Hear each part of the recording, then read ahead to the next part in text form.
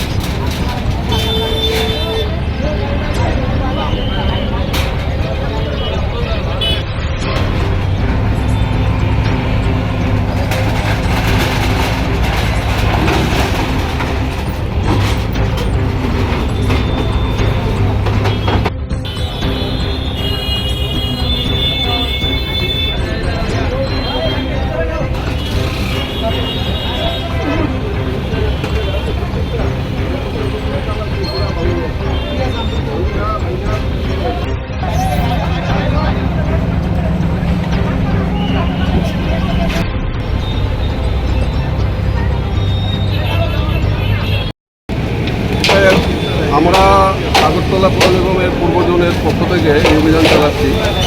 এখানে আপনারা দেখে থাকবেন যে বর্ডার স্ট্যান্ড থেকে আমাদের পূর্ব জোন শুরু হয়। এটা আসাম আগরতলা রোড।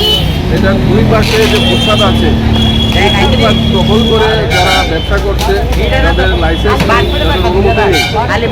আপনারা দেখছেন যে এখানে বিভিন্ন ধরনের টেম্পোরারি শেড মানুষ বানিয়ে নিয়েছে যাদের দোকানের সামনে, এবং তার ফলে বাইক এই সমস্ত জিনিস রাখছে। তার ফলে যারা পথ চলতি মানুষ যারা পায়ে হেঁটে রাস্তার পূজা দিয়ে যাতায়াত করেন ওনাদের পক্ষে যাতায়াত করে অসুবিধা হয়ে যাচ্ছে। যার ফলে ওনারা রাস্তায় চলে যাচ্ছেন এবং রাস্তাঘাটে যানবাহন থাকে। তার জন্য প্রতিদিন আপনারা দেখে থাকবেন যে পত্রিকায় প্রকাশিত হয় যে প্রত্যেকদিন কোনো ছোটো বা বড় ধরনের দুর্ঘটনা হয়ে থাকে, যার জন্য মানুষের প্রাণহানি পর্যন্ত হয়ে থাকে।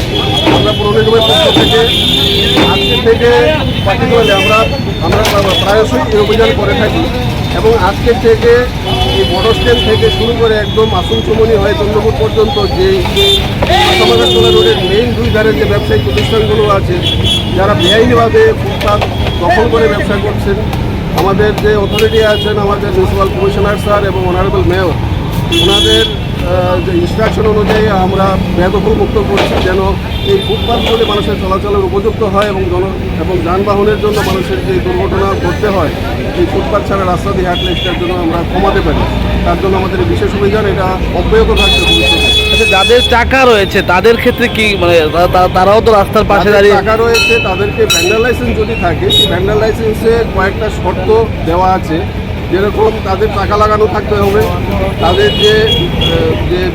যে গাড়িটা করে তারা ব্যবসা করছে সেটা 4 ফুট বাই 6 ফুটের গাড়ি হতে হবে, এবং তাদের যে নির্দিষ্ট স্থান এবং নির্দিষ্ট সময়ে ব্যবসা করার কথা ওই সময়ে এবং ওই স্থানে ওনাদের ব্যবসা করতে হবে।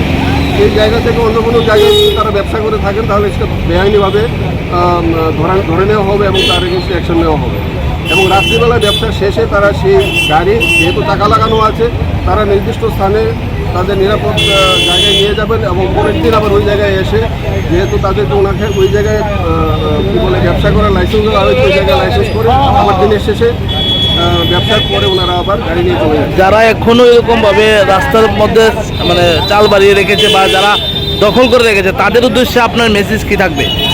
আমার মেসেজ এটাই থাকবে যে আপনারা দয়া করে দেখবেন যে আপনার যে রাস্তার যে ফুটপাথ আছে শোল্ডারের পাশে যে দুই ধারে দেখবেন কাভার ড্রেন আছে, ফুটপাথ আছে, ওইগুলি একদম দখলমুক্ত করে দিন। ওইখানে কোনো যানবাহন রাখবেন না, ওইখানে কোনো টেম্পোরারি শেড তৈরি করবেন না, আপনাদের যে ঘরের চাল আছে বা দোকানের ভিডির চাল আছে এর উপর আনবেন না। এটাকে সম্পূর্ণভাবে উন্মুক্ত রাখবেন খোলা আকাশের নিচে, যেন যারা পথ চলতি মানুষ পায়ে হেঁটে নির্দ্বিধায় যেন এইখান দিয়ে চলাচল করতে পারে। আপনার নামটা?